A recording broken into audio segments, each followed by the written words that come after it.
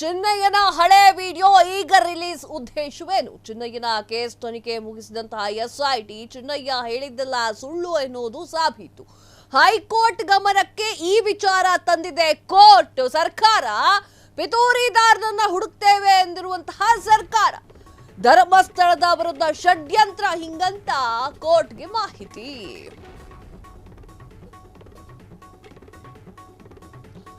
ಚಿನ್ನಯ್ಯನ ಹಳೆ ವಿಡಿಯೋ ಈಗ ರಿಲೀಸ್. ಉದ್ದೇಶವೇನು? ಚಿನ್ನಯ್ಯನ ಕೇಸ್ ತನಿಖೆ ಮುಗಿಸಿರುವಂತಹ ಎಸ್ಐಟಿ ಚಿನ್ನಯ್ಯ ಹೇಳಿದ್ದೆಲ್ಲ ಸುಳ್ಳು ಎನ್ನುವುದು ಸಾಬೀತು.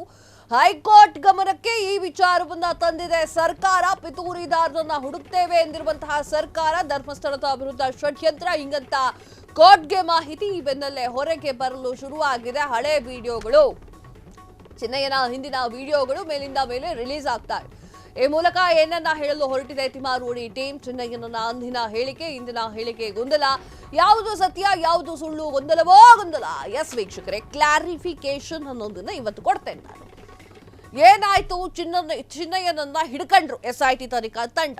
ನೀನ್ ಹೇಳ್ದಲ್ಲ ಆಗದ್ವಪ್ಪ, ಎಲ್ಲಪ್ಪ ನಿನ್ನ ಕಳೆ ಬರ ಎಲ್ಲಿ ಅಂತ ಕೇಳ್ತಾರೆ. ಆಗ ಆತ ತಾನು ಸಿಕ್ಕಾಕಂತೀನಿ ಅಂತ ಗೊತ್ತಾಗಿ ಬುರ್ಡೆ ಗ್ಯಾಂಗ್ನ ಒಂದೊಂದು ಹೆಸರನ್ನ ಕೂಡ ರಿವೀಲ್ ಮಾಡ್ತಾನೆ.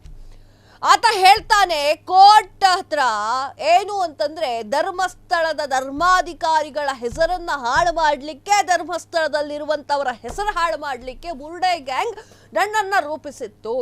ನನ್ನ ಕೈಗೆ ಯಾವುದೇ ಒಂದು ತಲೆಬುರುಡೆ ಕೊಟ್ಟು ಬಂಗ್ಲೆ ಗುಡ್ಡದ ಕಡೆ ಕೈ ತೋರಿಸು, ಇದನ್ನ ತಗೊಂಡ್ಬಂದಿದ್ದೀನಿ ಅಂತ ಹೇಳು ಅಂತ ಹೇಳ್ತು. ನಾನು ಬಂದು ಹಿಂಗೆ ಹೇಳ್ದೆ, ಸ್ವಾಮಿ ನಂದೇನ್ ತಪ್ಪಿಲ್ಲ, ನನ್ನನ್ನು ಬಿಟ್ಬಿಡಿ. 2 ವರ್ಷದ ಹಿಂದ್ಗಡೆ ಬಂದಿದ್ದೆ, ಅವ್ರ ಜೊತೆ ಮಾತಾಡಿದ್ದೆ, ನನ್ನನ್ನ ಪರಿಚಯ ಮಾಡಿಸಿದ್ದು ಸೌಜನ್ಯ ಮಾವ ವಿಠಲ ಗೌಡ್ರು. ತದಾದ ನಂತರ ಬುರ್ಡೆ ಗ್ಯಾಂಗ್ಗೆ ಶೇಕ್ ಹ್ಯಾಂಡ್ ಮಾಡಿದೆ. ತದಾದ ನಂತರ ನಮ್ಮ ಜರ್ನಿ ಶುರುವಾಯ್ತು ಅಂತ ಹೇಳಿ ಚಿನ್ನಯ್ಯ ಅಷ್ಟು ವಿಚಾರಗಳನ್ನ ಸರ್ಕಾರದ ಮುಂದೆ ಕಕ್ತಾನೆ. ಆ ಒಂದು ತಲೆಬುರುಡೆ ತಂದು ಕೊಟ್ಟಿದ್ದು ವಿಠಲ್ ಗೌಡ ಅಂತ ಹೇಳ್ತಾನೆ. ಜಯಂತ್ ಟಿ ಮನೆಯಲ್ಲಿ ಆ ಒಂದು ತಲೆಬುರುಡೆಯನ್ನ ಇಟ್ಟಿದ್ದಾಗ ಹೇಳ್ತಾನೆ, ನಾನು ಬೆಂಗಳೂರಲ್ಲೂ ಇದ್ದೆ ಅಂತ ಹೇಳ್ತಾನೆ. ಆತ ಎಲ್ಲೆಲ್ಲಿ ಹೇಳ್ತಾನೋ ಅಲ್ಲೆಲ್ಲ ಕಡೆಯಲ್ಲೂ ಎಸ್ಐಟಿ ತನಿಖಾ ತಂಡ ರಚನೆ ಮಾಡ್ಕೊಂಡು ಹುಡುಕೊಂಡು ಬರುತ್ತೆ. ತದಾದ ನಂತರ ಕೋರ್ಟಿಗೆ ಆತನೆಲ್ಲ ಸಬ್ಮಿಟ್ ಮಾಡುತ್ತೆ.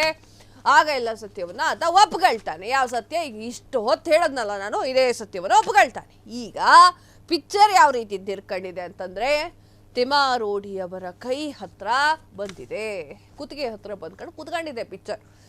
ಕಲ್ಕಿ ಅವತಾರವನ್ನ ಒಂದೊಂದು ವಿವರಣೆ ಕೊಟ್ಟಿರುವಂತಹ ತಿಮ್ಮಾರೋಡಿ ಪಾರ್ಟ್ ಬೈ ಪಾರ್ಟ್ ಕಲ್ಕಿ ಸಿನಿಮಾವನ್ನ ರಿಲೀಸ್ ಮಾಡ್ತಾ ಇದ್ದಾರೆ. ಏನಂತ ಈಗ ಹೇಳ್ತಾ ಇರುವಂಥದ್ದು, ಕಲ್ಕಿ ಅವತಾರವನ್ನ ಎತ್ತಿರುವಂತಹ ಚಿನ್ನಯ್ಯ ಒಂದೊಂದೇ ಸತ್ಯವನ್ನ ಹೇಳ್ತಾ ಇದ್ದಂತಹ ವಿಡಿಯೋವನ್ನ ರೆಕಾರ್ಡ್ ಮಾಡಿರ್ತಾರೆ. ಏನ್ ಗೊತ್ತಾ ಉದ್ದೇಶ?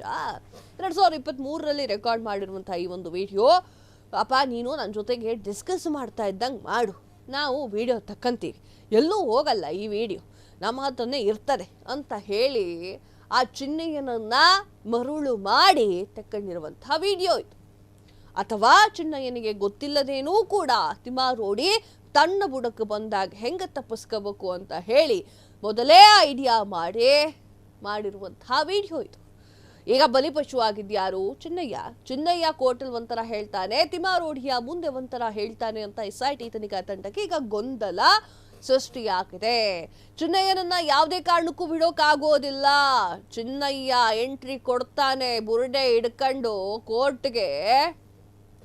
ಇಡೀ ದೇಶ ಅಂದ್ರೆ ಪಕ್ಕದ ದೇಶವೂ ಕೂಡ ನ್ಯೂಸ್ ಮಾಡುತ್ತೆ ಕರ್ನಾಟಕದಲ್ಲಿರುವಂತಹ ಧರ್ಮಸ್ಥಳದ ಬಗ್ಗೆ.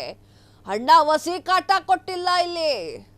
ಸತ್ಯಾಸತ್ಯತೆಗಳು ಹೊರಗೆ ಬರೋ ಅಷ್ಟರಲ್ಲಿ ಬುರ್ಡೆ ಗ್ಯಾಂಗ್ ಬೇರೆದೊಂದೇ ಕಥೆಯನ್ನ ರಿಲೀಸ್ ರೆಡಿ ಮಾಡ್ಕೊಂಡು ಕೂತ್ಕೊಂಡಿತ್ತು.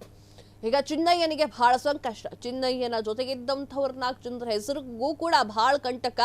ಒಬ್ಬೊಬ್ರು ಒಂದೊಂದು ದಾರಿ ಹಿಡ್ಕೊಂಡವ್ರೆ. ತಿಮ್ಮಾರೋಡಿ ರಿಲೀಸ್ ಮಾಡ್ತಾ ಕೂತ್ಕೊಂಡವ್ರೆ ಸಿನಿಮಾವನ್ನ.